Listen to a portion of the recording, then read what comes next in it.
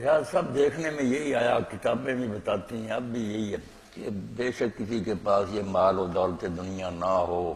وہ بیمار ہو، تنگ دست ہو، مگر اللہ پر ایمان اسے نصیب ہو، نیک ہو، جو انہیں خوشی ہوتی ہے نا وہ یہ دولت کے ڈھیروں میں رہنے والوں کو نہیں، خوشی اور یہ ہے نا پریشانی دل سے تعلق رکھتی نہیں۔ ظاہر ہے آپ بھیڑ لگا دیں سارے چیزوں کا، اس کو کہے آپ کو کل پھانسی دے دی جائے، سب ہوتا مگر وہ نہیں، دل سے خوش نہیں ہو سکتی۔ دل کی خوشی جو ہے نا نیکی میں۔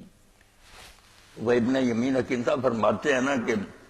حلوہ مرغ ترہ اگر نیست گو مباش، اگر سبزیاں نہیں ہیں، حلوہ نہیں ہے، مرغ نہیں ہے، یہ نہیں مرغ تو کہتا نہ ہو، صحت تو ہست از ہمان آنے فطیر بے، اگر اللہ نے تندرستی دی ہے تو خشک روٹی سب سے بہتر۔ تو یہ ہے اللہ فضل فرمائے اور وہ شکر گزار ہو اللہ کا، تو خشک روٹی، اسی لیے یہ نیک لوگ تو گزرے ہیں بالکل فقیر ہوتے تھے۔ اب خواجہ نظام الدین اولیاء رحمۃ اللہ علیہ کے حالات میں آتا ہے کہ ان کی والدہ تھی، جب کسی دن فاقہ ہوتا نا تو یہ کہتی تھی وہ کہ نظام الدین امروز مہمان خدا سے، آج ہم خدا کے مہمان ہیں، یہ محاورہ بنایا ہوا تھا۔ تو وہ لکھتے ہیں سید ابو الحسن نذیر رحمۃ اللہ، کئی مرتبہ وہ آپ خواجہ صاحب فرماتے ہیں اماں دعا کریں کہ ہم اللہ کے مہمان، کسی دن فاقہ آئے تو یہ اور ہی لذت ہے ریاض صاحب، جن کو یہ نصیب ہو جاتی وہ جانتے ہیں۔ ورنہ جیسے شیخ عبد القادر جیلانی رحمۃ اللہ علیہ کو اس وقت بہت زبردست سلطان تھا سلجوقی سنجر، اس نے یہ لکھا کہ شیخ آپ آ جائیں میرے دربار میں، تخت پر بیٹھ کر درس دیا کریں، ہم فائدے اٹھائیں۔ تو آپ نے لکھا اس کے جواب میں، مولانا شبیر احمد عثمانی رحمۃ اللہ نے اپنے حواشی میں نقل کیا کہ یہ لذت جن کو نصیب وہی جانتے ہیں۔ اور وہاں ایک تابعی کا قول میں نے لکھا کہ اگر ان حکمرانوں کو پتہ چل جائے نا کہ رات تہجد کے وقت ہمیں کیا لذت ملتی ہے تو یہ حملہ کر کے ہم سے وہ لذت چھیننے کی کوشش کریں، اگر چھین سکیں، نہیں چھین سکتے، وہ انہیں ہی نصیب ہوتی ہے جو یہ کرتے ہیں۔ تو شیخ نے جواب میں چوتائی صاحب لکھا، وہ اب سلطان سنجر جس تخت پر بیٹھتا تھا نا، اوپر جو چھتر ہوتا تھا جس کے نیچے بیٹھتا تھا وہ سیاہ رنگ کا تھا، تو آپ نے اس کا حوالہ دے کر کہا کیوں چترے سنجری رخ بختم سیاہ بات، در دل اگر بود حو سے ملک سنجرا، میرے دل میں اگر کبھی خیال بھی آیا ہو نا کہ مجھے سنجر کی حکومت مل جائے تو میری بد دعا ہے کہ جیسے تیرے تخت کا یہ چھتر کالا ہے نا، اللہ میرا نصیبہ ایسا ہی کالا کر دے۔ اور ساتھ کا زانگاہ کے یافتم خبر از ملک نیم شب، جب سے ہمیں آدھی رات کی حکومت کا پتہ چلا، اب یہ اتنی سلطنت کا مالک تھا، اس کو کہتے ہیں ملک نیم روز کی، آدھا دن سورج اس کی بادشاہی پر چلتا، اس کا حوالہ دے کر کہا تم ملک نیم روز لیے پھرتا ہے، ہم کو جب سے ملک نیم شب کا پتہ چلا نا کہ آدھی رات جب گزر جاتی ہے تو اللہ سے جب آدمی باتیں کرتا، زانگاہ کے یافتم خبر از ملک نیم شب من ملک نیم روز بیک جو نمی خرم، تیری سلطنت میں ایک جو کے وزن نہیں دینا چاہتا، اس کی ہمارے نزدیک کیا حیثیت؟ اسی لیے یہ لوگ جاتے تھے ان کے دروازے میں، آپ دیکھ لیں تاریخ پڑھیں، یہ حکمران جاتے تھے اور اس کو بڑا اعزاز سمجھے ہمیں ملنے کی اجازت دیتی، ورنہ کئی مرتبہ انہوں نے کہا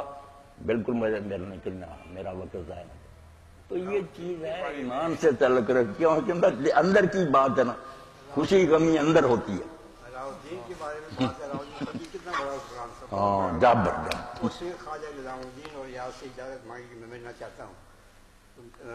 ایک دفعہ انہوں نے اجازت نہیں دی، پھر انہوں نے اصرار کیا کہنے کہ میرے گھر کے 2 دروازے ہیں، تم ایک دروازے سے داخل ہو گئے تو میں دوسرے سے نکل جاؤں گا۔